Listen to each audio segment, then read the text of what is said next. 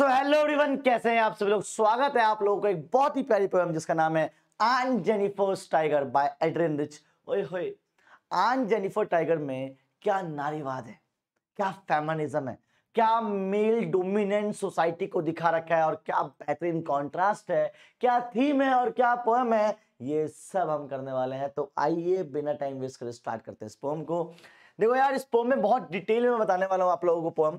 इसके साथ साथ मैं आपको बताने वाला हूं भैया इसमें क्या थीम है, क्या क्वेश्चन आंसर्स। आइए देखते हैं। सबसे पहले, aunt Jennifer's tiger sprints across a screen.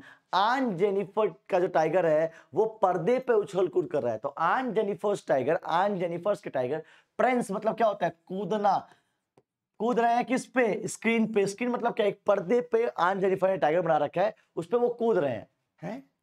कूद कैसे रहे हैं, तो मान लो इस पोजीशन में होंगे, ऐसे होंगे, तो लग रहा है ऐसे कूद रहे हैं। आगे, ब्राइट टोपेज, उनका जो कलर है वो क्या है, बहुत शाइनिंग है। Topaz in the sense yellow, shining yellow. तो उनका जो कलर है कैसा है, शाइनिंग येलो है। डेनिजन्स मतलब होता है मालिक, क्या होता है भैया, मालिक of a world of green, सारी दुनिया के। मतलब क्या उसका, कि देखो इमेजिन करो कि एक हरा, इसमें है क्या हरा कलर, ये रहा हरा। इमेजिन करो एक हरा सा जो है ऐसे कुछ कपड़ा है, इमेजिन दिस थिंग। ठीक है, होल्ड ऑन 1 सेकेंड गाइस, बस हो गया, समझो हो ही गया। ओए ओए ओए ओए, समझो हो ही गया। ओए ओए ओए, परफेक्ट। तो आप ये हरा पर्दा इमेजिन कर रहे हो, इसमें अगर मैं टाइगर बना दूं एक, ओए होए होए, वैसे मेरी ड्राइंग बहुत गंदी है, लाइक माय फेस, आप इमेजिन कीजिए बस। तो क्या दिख रहा है भैया, दिख भी रहा है तुम्हें कुछ, अबे आइडिया तो लग ही जाएगा। तो क्या है भैया, जो उस हरी दुनिया का, उस हरी दुनिया का क्या है, मालिक है। कौन मालिक है उसका, वो शाइनिंग येलो, वही वही चमक रहा है भैया, हम ब्रह्मास्त्र वाली बात है।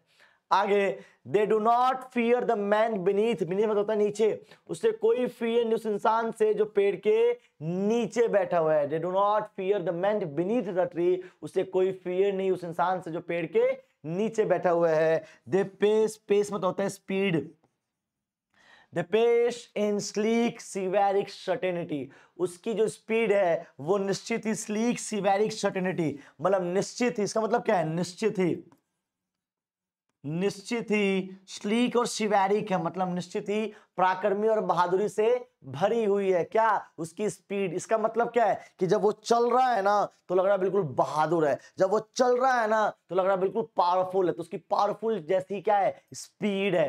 आगे आगे आगे, तो भैया यहाँ पे आन जेनिफर का जो है क्या दिखा रखा है, यहाँ पे आन जेनिफर का दिखा रखा है कितनी ज्यादा जो है वो, पर आन जेनिफर का टाइगर कितना ज्यादा जो स्ट्रॉन्ग है। एक्सप्लेनेशन देखते हैं भैया।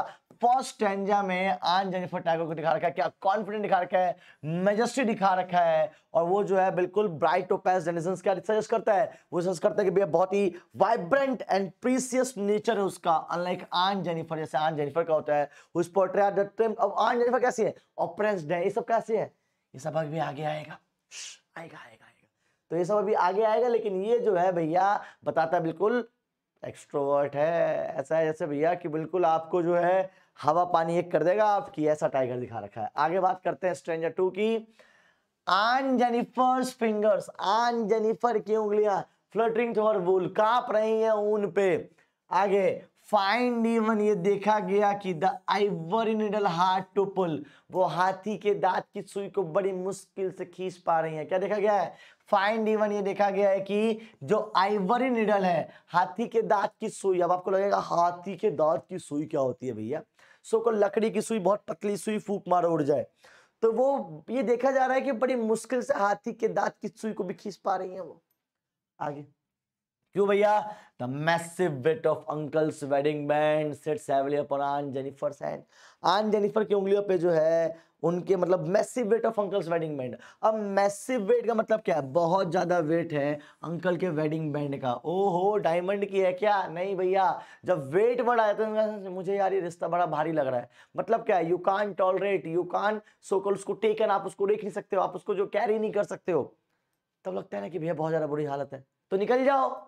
अगर आन जेनिफर अपने लाइफ को, अपने हस्बैंड को कैरी नहीं कर पा रही हैं तो निकल जाओ। आगे बोलता है क्या, seats heavily upon aunt Jennifer's hand, जो आन जेनिफर की उंगलियों पे बैठ चुका है, मतलब चाह के भी वहां से वो भाग नहीं सकती हैं। तो आप देखो तो भैया जिस टाइगर को उन्होंने बनाया था वो बड़ा स्ट्रांग है, पावरफुल है, फियरलेस है, लेकिन जिस हाथ से बनाया था वो फियरफुल है, कांप रही हैं, वो ऑप्रेस्ड है अपने हस्बैंड से, जिससे वो गेट ऑफ नहीं हो पा रही है, रीड ऑफ नहीं हो पा रही है। आगे आगे आगे आगे समझ में चीज, कॉन्ट्रास्ट दिखाना चाह रहा है, क्या पावरफुल इमेज करना चाह रहा है टाइगर को, आन जेनिफर्स डिस्क्राइब करना चाह रहा है सेकंड स्ट्रेंजा में कि वो स्ट्रगलिंग कर रही है किस चीज में, कि भैया वो जो है टास्क, अपने टास्क को नहीं पूरा कर पा रही, उनकी उंगलियां जो है इंगेज एंड निडल वर्क में, पर बड़ी मुश्किल से जो है वो आइवरी निडल को मैनिपुलेट कर पा रही हैं। और अंकल वेडिंग बैंड क्या सजेस्ट करना चाह रहा है कि भैया वो जो है मैरिज लाइफ से बहुत ज्यादा बर्डन में है, बहुत ज्यादा जो है मेटल ऑब्लिगेशंस में है, उनकी जो मतलब सो कॉल्ड ऑप्रेस्ड है, bitter experience of marriage life, क्या है भैया बहुत ज्यादा जो है bitter experience of her marriage life, ठीक है, उनके मैरिज लाइफ की बहुत ज्यादा बिटर एक्सपीरियंस थे, bitter experience of her marriage life. ये क्या दिखाना चाह रहा है, ये दिखाना चाहता है अंकल्स वेडिंग बैंड। आगे बढ़ते हैं भैया थर्ड स्टैंजा की तरफ, मरने के बाद ठीक हो जाएंगी क्या, When aunt is dead, जब आंट मर जाएंगी, her terrified hand will lie, उनके वो कांपते हुए हाथ पड़े होंगे, still ring with ordeals, अग्नि परीक्षाओं के घेरे में, ordeals in the sense अग्नि परीक्षा, still ring with ordeals, अग्नि परीक्षाओं के घेरे में, she was mastered by, जिसमें वो मास्टर थी, वो मास्टर किसमें थी, आप कहोगे एम्ब्रॉयडरी करने में, अनाना वो तो आप कर रही हैं, वो मास्टर थी किसमें, ऑपरेशन को झेलने में, वो मास्टर थी अपने इस दर्द को सहने में। तो मरने के बाद भी देखो, मरने के बाद इंसान को याद किया जाता है उनके कर्मों के द्वारा। आप आज से 10 साल बाद, 20 साल बाद, 30 साल बाद जब भी आन जेनिफर को सोचोगे तो मरने के बाद भी आन जेनिफर ऐसी याद की जाएंगी, ठीक है। आगे the tiger in the panel, पर जो टाइगर उन्होंने पैनल बनाया था, let's see made will go on prancing proud and unafraid, वो उसी पेंसिंग प्राउड और अनअफ्रेड के साथ चलता रहेगा, भागता रहेगा। पर जो टाइगर बनाया था वो बहुत पावरफुल रहेगा, पर जिस हाथ से बनाया था वो मरने के बाद भी वैसी रहेंगी। आगे बढ़ते हैं भैया, समरी के बात करें थर्ड स्टैंजा में डिस्कस कर रखा है आन जेनिफर का जो है मोर्टेलिटी की भाई मरने के बाद क्या होने वाला है, उसके वो लेगेसी को भी जो है कैरी करके रखेंगी। Point reflect the aunt Jennifer future death, क्या होता है भैया कि वो दिखाना चाहते हैं मरने के बाद भी वो मार्क रहेगा स्ट्रगल का, मरने के बाद उस चीज को सहती रहेंगी, पर जो टाइगर बनाया था वो क्या है, वो उसी एक्सरसाइज के साथ beyond the power proud and fearless के साथ वो जो है चलता रहेगा, कूदता रहेगा। दे सिंबलाइज आन जेनिफर्स इनर स्ट्रेंथ, क्या दिखाना चाह रहा है, आन जेनिफर की इनर स्ट्रेंथ को दिखाना चाहता है, और दिखाना चाहता है फ्रीडम को, एक्सप्रेस करना चाहता है अपने आर्ट को, ये सब दिखाना चाहता है। आई गेस आपको क्लियर होगा। और अब हम बात करते हैं इसके थीम की। देखो भैया थीम क्या है इस पोएम में, इस पोएम में जेंडर एंड ऑपरेशन को दिखा रखा है कि भैया the poet explore the theme of gender inequality and the operation faced by women symbolised by aunt Jennifer struggles and the weight of metal duties, ये दिखाना चाहता है। आगे बात करें भैया और क्या है भैया, आर्ट एंड फ्रीडम, वो अपने आर्ट के द्वारा अपनी आजादी दिखाना चाहती है। The aunt Jennifer needle work symbolise the desire for the freedom, वो डिजायर दिखाना चाहती है कि भैया वो भी आजाद होना चाहती है, सेल्फ एक्सप्रेशन होना चाहती है। आगे तो हर art she create a world where she can exert strength, एक ऐसी दुनिया की कल्पना कर रही है जहां पे वो अपनी स्ट्रेंथ को, जहां पे अपनी पावर को दिखा सके, जहां पे जो है वो इस रियलिटी से भाग सके, अलग हो सके, और they do not fear the man beneath the tree, ये बात वो रियल में एक्सप्रेस कर सके, ये अपने आर्ट से दिखाना चाहती है वो। और इसके बाद लेगेसी और इमॉर्टलिटी दिखाने की चलती है कि भैया मरने के बाद भी वो उसी लेगेसी को कैरी करेगी। क्या जो टाइगर था वो वाइब्रेंट था, फियरलेस था, रिप्रेजेंट करता है आन जेनिफर की इनर स्पिरिट को, इनर फीलिंग को। They suggest that despite their contrast of their life, कि भैया कॉन्स्ट्रेंट था ना उसकी लाइफ से बिल्कुल अलग था वो चीज, उसके बावजूद भी आर्टिस्ट लेगेसी जो है हमेशा कैरी रहेगी, मतलब मरने के बाद भी टाइगर उसी लेगेसी के साथ चलता रहेगा, उसी लेगेसी के साथ जो है वो अपनी लाइफ में आगे बढ़ता रहेगा। लेकिन आन जेनिफर क्या करेंगी, आन जेनिफर तो भैया सप्रेस्ड रहेंगी, ठीक है जी।